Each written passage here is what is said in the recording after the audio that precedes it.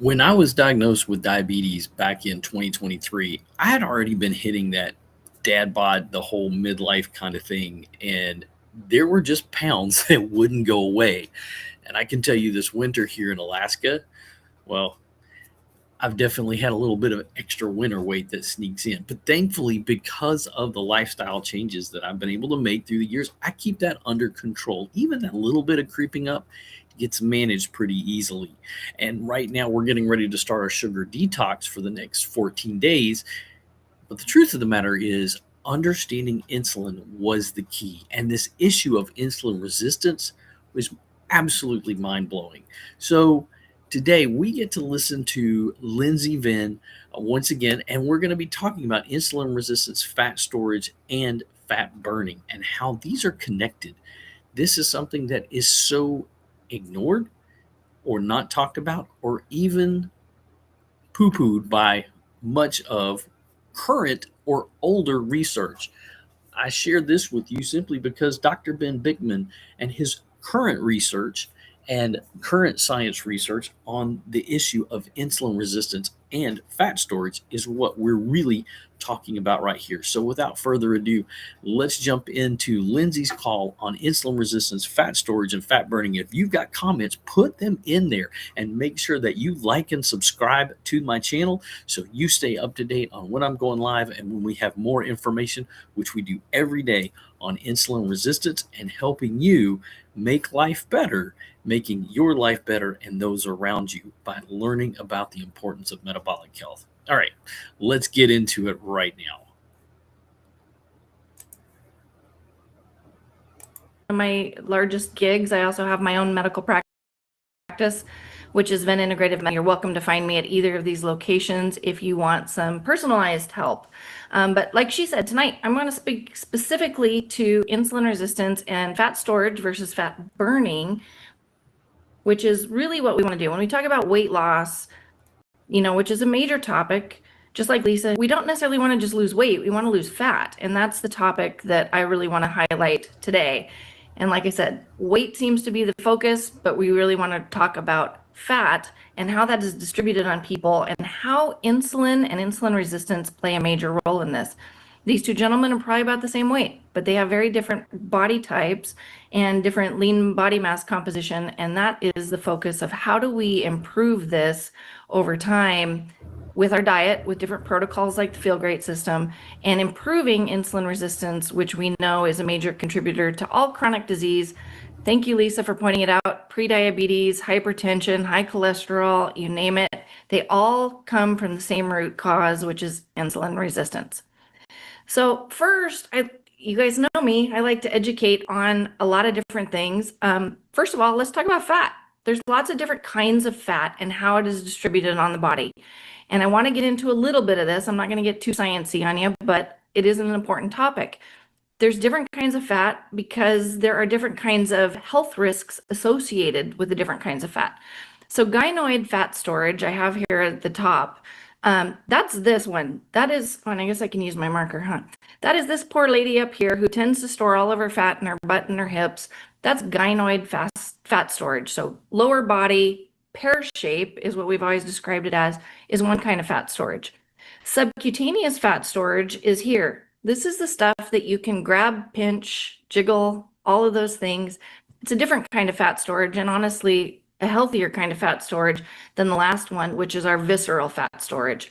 Visceral fat storage is this issue that insulin resistance plays the major role in, where we store fat inside of our viscera. Viscera is the inner our abdominal cavity, and if we were to look at it from an imaging standpoint, I love this image for this. These two, I assume they're gentlemen, body types look very, very similar from the outside, but from the inside, they're extremely different. If you look at this picture right here, there is a ton of fat inside of the abdominal cavity or the viscera, like I had mentioned.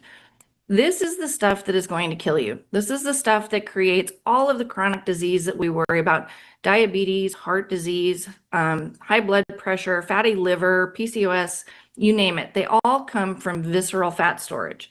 This person over here has subcutaneous fat storage. It's all on the outside of that abdominal cavity. Certainly not pretty.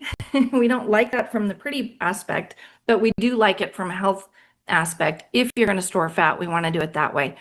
But how do you know? How do you determine how your body stores fat and how do you fix it so you can lose it, number one, but two, make sure that it's not going into this visceral cavity, which is so detrimental to our health. So first, there's two kinds of ways to grow fat. And a lot of people don't know this, but hyperplasia, which is this one here, and hypertrophy are the two primary ways of storing fat. Hyperplasia means making more fat cells. So instead of growing bigger fat cells, which is hypertrophy, we're growing lots and lots and lots of tiny little fat cells. Hyperplasia is about 5% of the population. It's not a very big portion of us. This is the people who are the 600-pound life kind of people. They can grow lots and lots and lots of healthy little fat cells and get severely morbidly obese, but not experience chronic disease from it. Hypertrophy, which is the 95% of the rest of us, is the kind where we actually just have a limited amount of fat cells and these just continue to grow and grow and grow.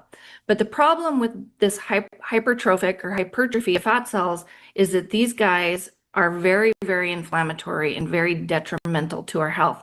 And so because this is the majority of the population, this is the group that we focus on how do you fix this, how do you prevent this, and how do you reverse this, and the strategies associated with it. The other piece of this is, well, what kind of fat do we have? There's a couple of different kinds of fat. So white fat is the primary fat that we have for fat storage. This is just literally storing fat. This is storing energy for later use, which our body was designed to do. We also have this lovely thing called brown fat. Brown fat is something that is inversely or oppositely related to insulin resistance. The more insulin resistance you have, the less brown fat you will have. Well, brown fat is really good for burning energy. As you can see, it's an energy burning kind of fat, and we want to be able to optimize our brown fat while limiting the amount of white fat that we have in the body. And that's part of the topic of conversation today. This is just another image that talks about there's an intermediary form of fat that's in there. So what are we looking at? We're looking at storing versus burning. We want to be brown fat associated. We want to be burning versus storing. We want to be generating heat, which is actually just creating excess calories that we're burning for no good reason. We want to be able to improve our mitochondrial function, which brown fat does. And how do you fix this? You do this with your diet. You can do it with things like cold exposure or hermetic stress, and you can do it with exercise. And so all of these little topics here will play a role, but our primary focus today is how do we do this with our diet and primarily with the Feel Great system. So where does insulin play a role in this? Because insulin is the culprit when it comes down to what do we do with our fat. So for those of you who have not been on this call before, I do talk a lot about insulin and what does insulin do and why is it important, and to revisit every time that I come and meet with people here on this topic. Insulin is the hormone that is excreted when we eat. Every time we eat, we're going to have more insulin. Insulin here will enter into this receptor. This receptor triggers this effect, this cascading effect that allows glucose into the cell. Well, this is for someone who is insulin sensitive. Their cells are sensitive to the effects of insulin and it functions the way it's supposed to. People who are insulin resistant, this part doesn't work. This cell, this receptor, is resistant to the effects of insulin, and therefore this cascading effect of getting glucose in doesn't work. Why is that a problem? Well, insulin, and I pointed out here, is just like a key in a lock. In order to get glucose, our main fuel source, into the cell, we have to have a key that gets into the lock, unlocks the cell wall, and lets glucose in. Well, with insulin resistance, this key and this lock no longer work, and we can't function the way that we're supposed to. So what happens? When we've been fed, so anytime when you've eaten something, we do a few things with that energy. First of all, we are going to, in our liver, we're going to process this glycogenolysis, which is a production of glycogen. Glycogen is our short-term storage form of energy, and I'm going to make this a lot simpler here in a second. We also have our muscle cells that have glycogen. This is our fight or flight response. If we were to be chased by a bear, Our muscle glycogen is going to excrete all of this glucose, and we're going to have all this energy to run from the bear. And then lastly, we have these adipose cells. If we have our glycogen cells are full and our muscle cells are full, now all of this excess energy is going to go into fat storage, which those of us, like Lisa had mentioned, really don't want to do. We want to burn fat. We don't want to store fat. Insulin is the massive culprit here. When we have high levels of insulin, which occurs in insulin resistance, we are going to take that glucose and we are going to store it. We're not only going to store it in our fat, we're also going to start storing fat in our liver and our muscle, which leads to fatty liver and sarcopenia and other kinds of things. Also hypertriglyceridemia, or elevated levels of triglyceride, because we have this elevated insulin level from the diet that we have all been taught to do. Like Lisa said, eat 6 times a day to keep your metabolism up. Well, this all leads to more and more insulin, which we do not want to do because of this repercussion of increased fat storage. So let's make it easier. This is where I was talking about it. We're going to make it easier. We have 2 fuel sources, and I stole this off of Dr. Jason Fung. If you all haven't heard of him, he's amazing, and I absolutely love him when it comes to intermittent fasting. We have 2 fuel sources, just like we do in our kitchen. We can get our food or our energy from our refrigerator, or we can get our energy from our freezer. Well, when we're cooking, we all know how much easier it is to cook something from the refrigerator than it is to cook from our freezer. And so we want to make sure that we're figuring out how do we utilize the freezer in a much easier way, because this is also AKA our fat. Insulin is the thing that does this. So if we have high levels of insulin, I'm going to use this little analogy. So we're going to eat some carbohydrates, our insulin is going to spike, and we're going to fill up that refrigerator as much as we can. Just like the refrigerator in your kitchen, there's only so much room. After that refrigerator is full, you have to put the rest of your food somewhere else. And so we stick it in the freezer. In the freezer, it just gets stored as fat for something we can use later, but is a little bit more difficult to use. The only exception here is by utilizing this GLUT4 mechanism, which I won't go into detail on, by using exercise. But using exercise, exercising after we eat can help utilize that, so we're not actually storing our glucose as fat in the long. So I pulled this up today. I just thought, I'm going to make this a little bit more simple. So if you were to go say, okay, I want some energy, what am I going to use? Am I going to go thing that's in the fridge that I've already cooked? Well, this one's the easy guy. And that's the one, if you continually feed yourself and continually have high levels of insulin, you're never going to tap into this freezer, because why would you do that? That's harder. So we want to get insulin levels down. So cooking from our freezer and utilizing the fuel source that's available in our freezer is easier to do. And I created this slide so many years ago, but I still love it, so I keep using it. What is the cause of all of this? We've all been taught calories in versus calories out. This is why we become obese. This is our current thoughts. But what if we had it all wrong? What if this hormonal model of obesity, also meaning the insulin model of obesity, is actually the correct way?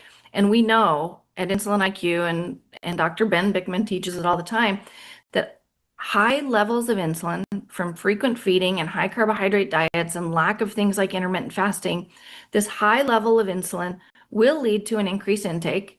It leads to increased food cravings, increased hunger, increased ability to store fat, and therefore will cause you to eat more, which will then lead to obesity. So we want to completely kibosh this idea where it's like, okay, it's not calories in versus calories out. And those of us who are eating less and moving more, we're just failing because we're not doing it well enough. It's really more about what are we prompting our insulin levels to do, and how do we control that to help that fat storage that leads to this obesity get better. So this slide just really says it. If your insulin is elevated, if you have high levels of insulin, you are going to access calories as fat. You're going to crave more food. You're going to be hungrier all the time, and you're really going to have cravings for things like sugar and carbohydrates. If your insulin level is low, you're actually going to use the freezer or your fat stores for your fuel source. That's what it's designed for. Ancestrally, we have fat stores simply so we can use it in times of famine. So you'll burn your own body fat for fuel. You won't be hungry, and you won't crave these things, the carbohydrates and the sugar. And to me, this is an easy choice, is how do we utilize that freezer versus that refrigerator? As Brittany and Lisa both hinted at, Most of us have this problem. Only 7% of our population right now is considered metabolically healthy, which AKA is normal or low levels of insulin.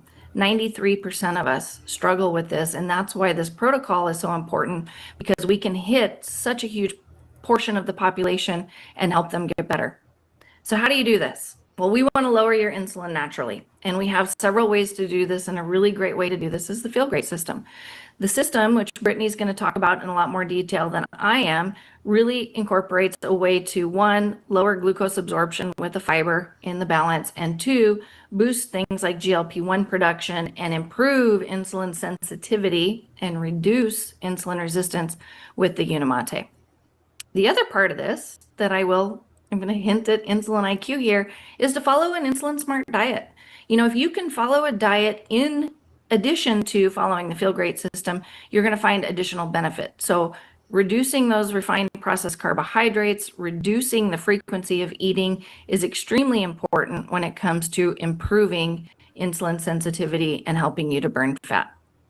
So what are some other things I would suggest? Number one, get some other metrics. How do you know if you are that gynoid fat store or that visceral fat store? How do you know? One, get your waist circumference is a big part. If your waist circumference is greater than your hip circumference, you're in big trouble. We want to have that be at varying levels. It's at 0.8 for women and 0.7 for men. So measure your waist circumference. Get some blood levels, and you can certainly use us at Insulin IQ to help get this done. We can order these for you, but get an insulin level. Your doctor's not going to order it. You have to request it, and if they won't do it for you, there are cash pay options where I was looking today, they're between $6 and $8 if we order them cash pay. Get your insulin level and find out if you truly have high levels of insulin. We can calculate this with your basic cholesterol panel. Take your triglyceride, divide it by your HDL. If you're greater than 1.8, you have insulin resistance. And then last, look at your glucose and your A1C. If you're borderline high and your doctor's calling you pre-diabetic, you definitely have insulin resistance. Do this. I hate to say it. I hate pictures of myself, but take a selfie. Look at yourself, watch over time. If you are watching that midsection decrease as you're incorporating the protocol, that's a good sign. The bioelectric impedance, the Renfo is the one that I have listed here. You can get these at Walmart for $25. They're very cheap, but they will give you a visceral fat measurement. And if you have a high level of visceral fat, greater than a 10, you need to work on this because that insulin resistance is definitely contributing to what's going on. There are several gyms out there that will have an in-body scale that you can utilize. That's very helpful. You can also order a very expensive, I shouldn't say very expensive, they're like $250. You can get one at home. Or the DEXA body composition measurement. This is by far the most accurate way to do it. You can Google these online. They're like $75 to get one on your own cash pay to determine the exact amount of visceral fat. And I really recommend for those just starting, for example, like Lisa, if you can get a pre and a post and watch that visceral fat decrease by a significant amount, you're going to watch all of those markers, the blood pressure, the blood glucose, the cholesterol, all those things much better. But what if we're stuck? For these people who are on the protocol or who have tried other things and it just seems to not be working, what can you do? Number one, follow this protocol as directed. We have many of you out here in this group and many that are maybe not in this group who they think they're following it or they're following it at 50%. Make sure you're following it as directed because like Brittany said, if you do it correctly, it will work. It may not be perfect at the beginning, but it will get better. Reduce or eliminate processed carbs and different processed foods, particularly seed oils and refined carbohydrates. Are you truly doing the fasting part? Do you know, is that creamer in your coffee in the morning breaking your fast? Or is that collagen powder you're putting in your coffee breaking your fast? Make sure that you are truly fasting. And then make sure you're doing some exercise. And this simple little strategy right here, going for a 5 to 10 minute walk after you eat will make a huge difference. And it's quite simple. If you're not currently exercising, add in 5 minutes. Go up and down your stairs for 5 minutes after your dinner, and you'll notice a benefit when it comes to your insulin resistance and your body fat. So what if you're still stuck? And this happens, and it does happen, especially in older women. Brittany's not that much as far as older, I am. But what if you're still stuck? What if you're still having problems? Well, that's when we look at changing it up. Maybe you're fasting through breakfast and eating lunch and dinner. Well, maybe we want you to fast then through dinner and eat breakfast and lunch. Try changing it up. Maybe skip lunch. There's a lot of options. Maybe consider a longer fast. Make sure to do it with the supervision of your doctor or a medical provider who's well versed in this, because longer fasts can honestly break that terrible cycle that we create where we just can't get through this plateau phase. So maybe a longer fast intermittently. Look at your thyroid, look at your vitamin D, maybe check your hormones. If you're menopausal, that's a good thing to look at. And then two big ones that about a lot of insulin IQ is your stress and your sleep. Two major drivers of insulin resistance above and beyond the diet would be high levels of stress or really poor sleep. Things like a sleep study can be very beneficial here as well. This little slide I brought in this is from my website, is trying to just demonstrate how much is encompassed in your health. If you're here in the middle, what all do you have to look at? You do have to look at your metabolic health and your insulin levels. This is the easiest lever to pull. Maybe then we have to start focusing on other things such as stress and our gut health and fitness and whatnot. But it all is very encompassing, and you want to make sure you're taking all these things into consideration when you're looking at why maybe the body fat composition changes aren't happening like you would expect. Other things that we recommend: prioritize your protein. We recommend 1 gram of protein per pound of desired body weight. So if you're 180 pounds and you want to be 150 pounds, get 150 grams of protein in a day if you can. Exactly. Make sure you're doing some resistance exercise. Maybe reduce that fat intake if you're actually not feeling a lot of hunger pangs. And maybe try some time restricted eating instead of intermittent fasting. Like I said, change it up, change that fasting window a little bit in order to incorporate different levels of fasting to help with what the Feel Great system can do for you. And then last, this is probably the hardest part of my job: be patient. There is a time factor in this. If you've been really sick for a very long time, it might take a very long time for that to improve. It depends on where you're at. We always say start with where you're at. If you're new starting to something like this, you're probably going to get really good results really quickly. If you've been trying a ton of different things, it might take a little bit longer. Try something different. Maybe try a little bit harder. It's a hard message that I have to send to my patients sometimes. This one is the one I really like to bring forward. Here is your mindset. If you are always telling yourself, this isn't for me and this isn't going to fix your mindset, make sure that saying, you know what, I can do this differently, or I can try something new, or maybe I'm not doing the best that I can do. Work on that mindset. And then lastly, evaluate some things like your prescription medications, because things like statin medications are going to negatively impact your insulin resistance and can be the barrier to the progress that you're going to see in the Feel Great system. So lastly, again, one more plug for me: Insulin IQ and Venn Integrative Medicine. If you need any help, Insulin IQ is offering a 10-day free membership. So check it out, because there's a lot of really valuable information that you can get in those 10. All right. I don't think they're offering it right now, so I need to stop that one real quick. So to make sure, we're going to stop sharing that. So a lot of great information there about this and about insulin resistance and our health, particularly as it relates to fat storage. I'm not sure why this is not doing its thing now. We're stuck in that. There we go. We'll get that popped over.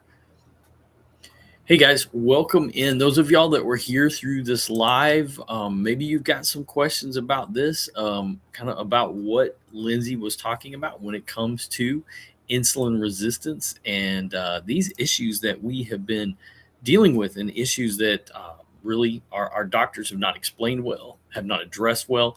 One of the things that I recommend really above all is the book Why We Get Sick by Dr. Ben Bikman. Lindsay works with him.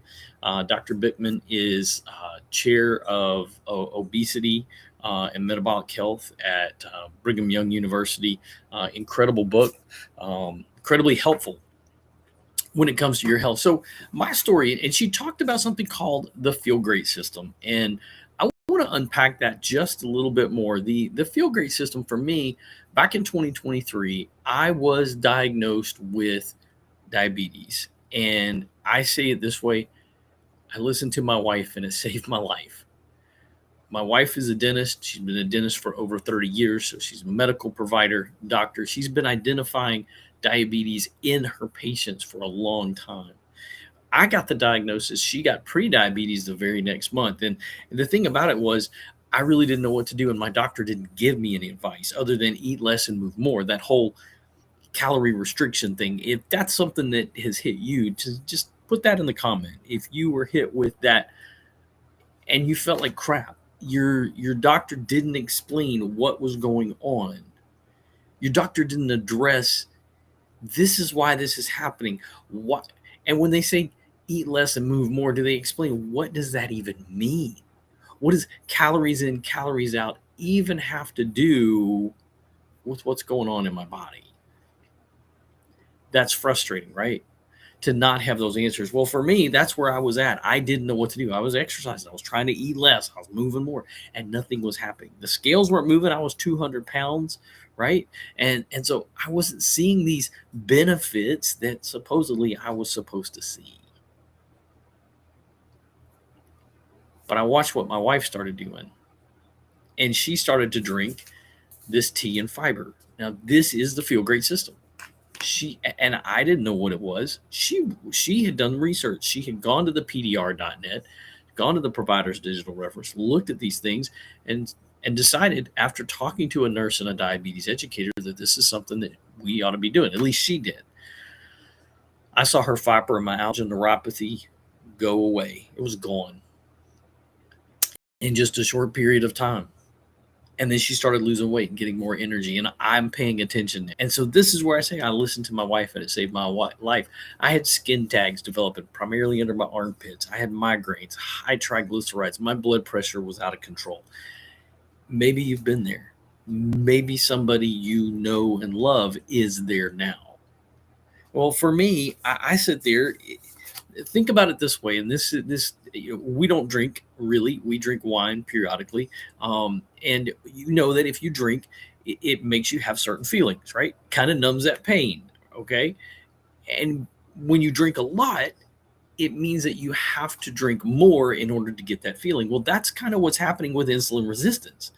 There's for your body to get the benefits of the insulin to control the sugar levels. Well, you got to have more of it. And so that's where the shots come in. That's where the medications come in. Well, your body becomes resistant to all of that insulin. I know it sounds crazy, but it's just like bacteria becomes resistant to antibiotics. Kind of way the science works. It's kind of what happens in our body.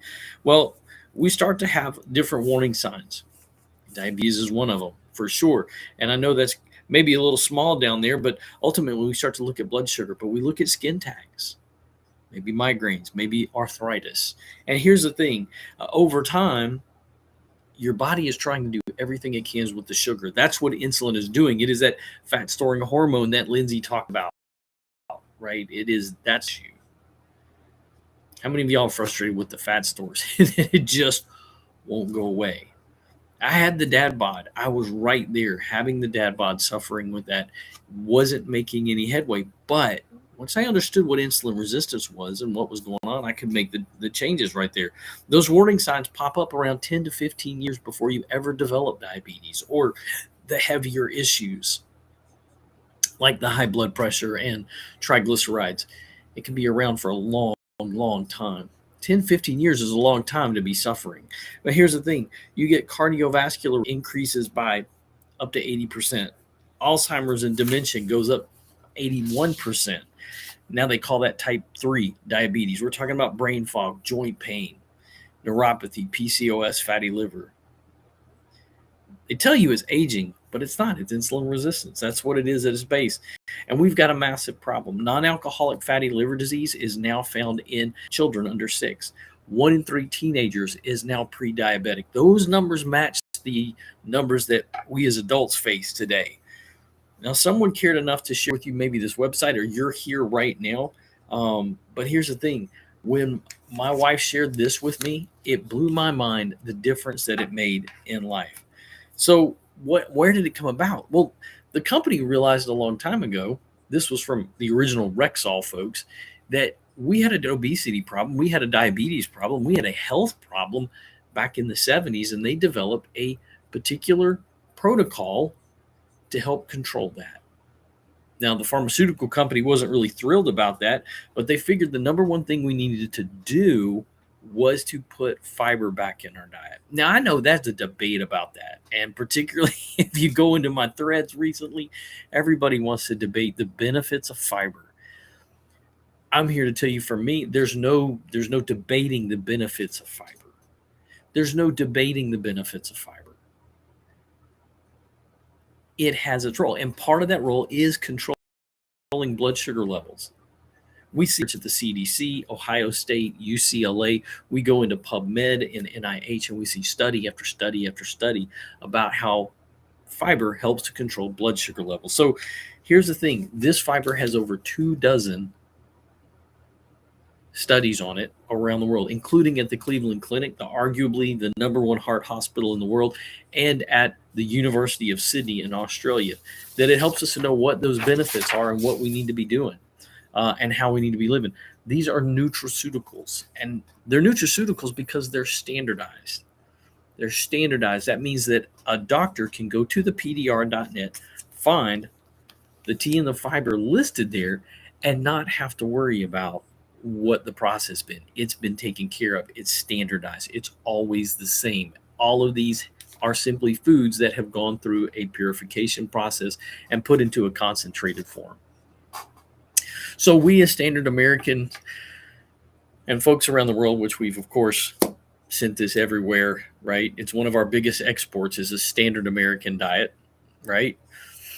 The fact of the matter is we start with breakfast. And thanks to Kellogg's, we break our fast. And the fact of the matter is the worst thing you can do to start the day is to load it up with more and more simple carbohydrates, right? Where the fiber has been stripped out. Even if you go to Raisin Bran, they then package it all in processed wheats and fibers and sugar, like raisins. That's how we do that. And here's the thing. Any diabetic is told what? If their blood sugar drops low, what should they drink? Type in the comment, what do you drink? When your blood sugar drops low, what do you go? It's juice, right? It's juice because there's no fiber. There's no fiber in that. Now, fiber keeps blood sugar low. And when blood sugar stays low, that means insulin's got to go. That's what Lindsay was talking about. When blood sugar is low, insulin's got to go.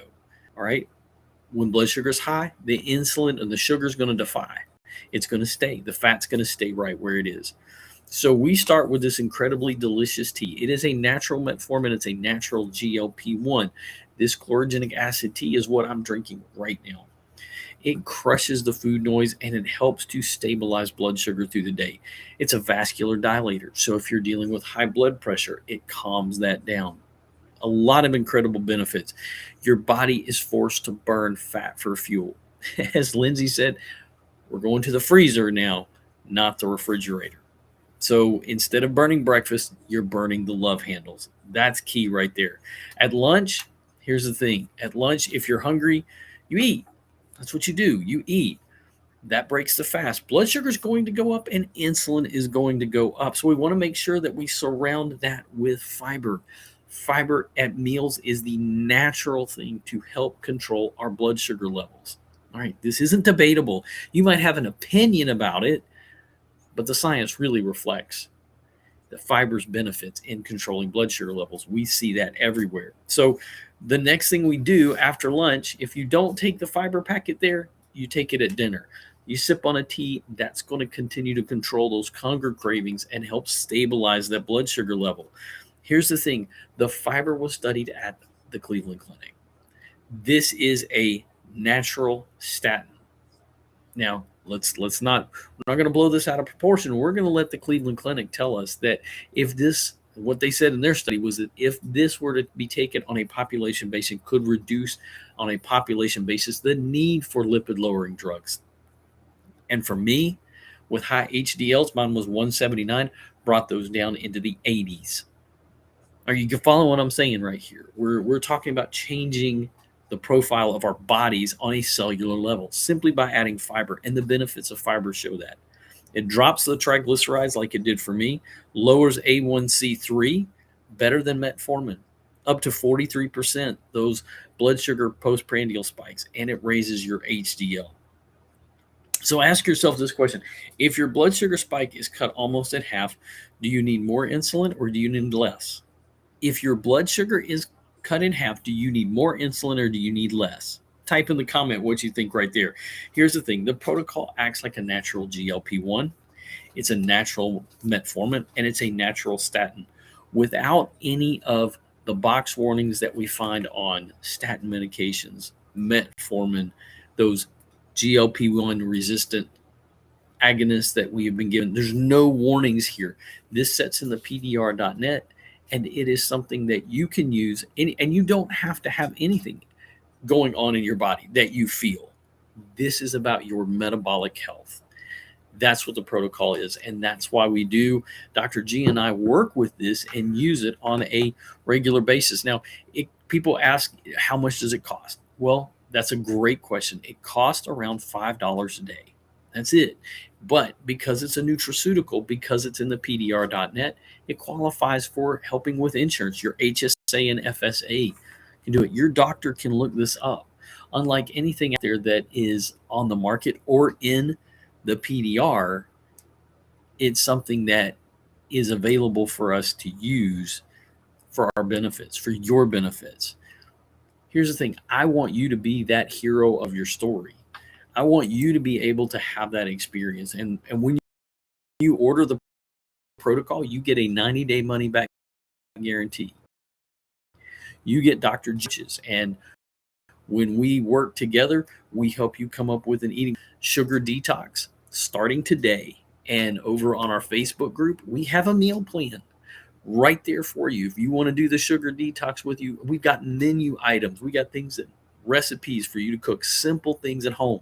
Ones I'm going to probably do in my cast iron kitchen. All right. We're going to do some videos and do some cooking. All right. Just to kind of help to you see, it's not hard. It's actually really, really simple. The question becomes, what questions do you have? What is maybe keeping you from saying, hey, I'm thinking this is probably something that I want to do. This has been an absolute game changer for us. And it's one of the things that led us into the metabolic health space. As my wife says, as a medical provider, I want to make it so you don't need me anymore. The Feel Great system, along with simple lifestyle changes, learning and understanding how insulin resistance is impacting your fat storage, is one of the most important things that we need to address in our day and age. So if you've got questions, make sure you subscribe to the channel. If you've got any more questions, don't hesitate to let us know. In the comment section, you can use this QR code, or in the comment section, we'll have a link about the Feel Great system. If you'd like to explore more about doing coaching with us, just reach out to me. Go get the day, make it golden. Go be excellent to one another, and go be excellent to yourself.